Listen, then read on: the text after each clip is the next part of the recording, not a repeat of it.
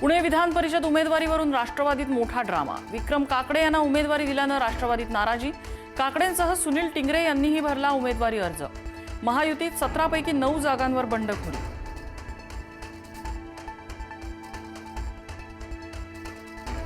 विधान परिषद निवडणुकीच्या पार्श्वभूमीवर अब्दुल सत्तार यांचं मोठं विधान। भाजपकडून शिवसेना संपवण्याचं काम सुरू। शिंदेंचा ममता बॅनर्जी होऊ शकतो, सत्तारांचा भाजपवर निशाणा।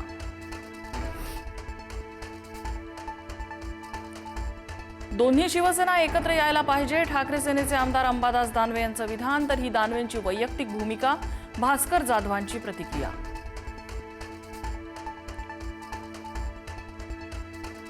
अमरावती विधान परिषद निवडणुकीच्या तोंडावर महायुतीत बंडखोरी। शिंदे सेनेकडून विप्लव बाजोरिया यांचा पत्ता कट। बाजोरिया यांच्याकडून अपक्ष उमेदवारी अर्ज दाखल।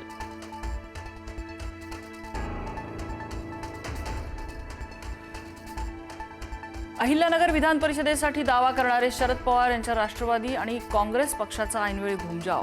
महाविकास आघाडीने विधान परिषद निवडणूक न लढवण्याचा घेतला निर्णय।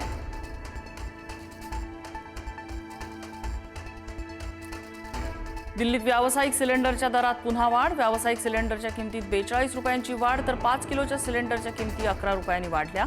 घरगुती सिलेंडरच्या किमतीत मात्र कुठलाही बदल नाही।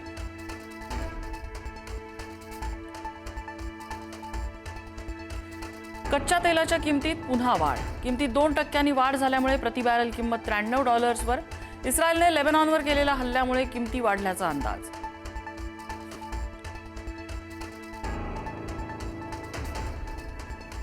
राज्यात मान्सूनपूर्व पावसाची दमदार हजेरी। साताऱ्याच्या खटाव तालुक्यात गारांचा पाऊस, रस्त्यांना नदीचं स्वरूप। अहिल्यानगरमध्ये सोसाट्याच्या वाऱ्यासह दमदार पाऊस, झाडं आणि विजेचे खांब कोसळले।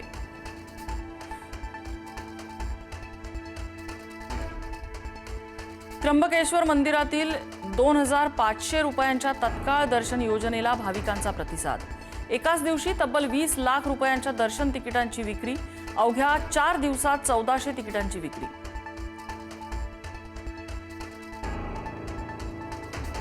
केदारनाथ यात्रा तात्पुरती स्थगित। उत्तराखंडमध्ये मुसळधार पाऊस आणि तीव्र वादळाचा ऑरेंज अलर्ट जारी केल्यानं निर्णय।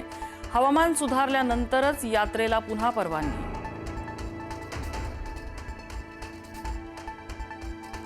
2-3 दिवसात केरळमध्ये दाखल होणार मान्सून। 7 जूनपर्यंत कोकण गोव्यात विजांसह पावसाची शक्यता, तर उद्यापासून विदर्भात विजांच्या कडकडाटासह पाऊस कोसळणार।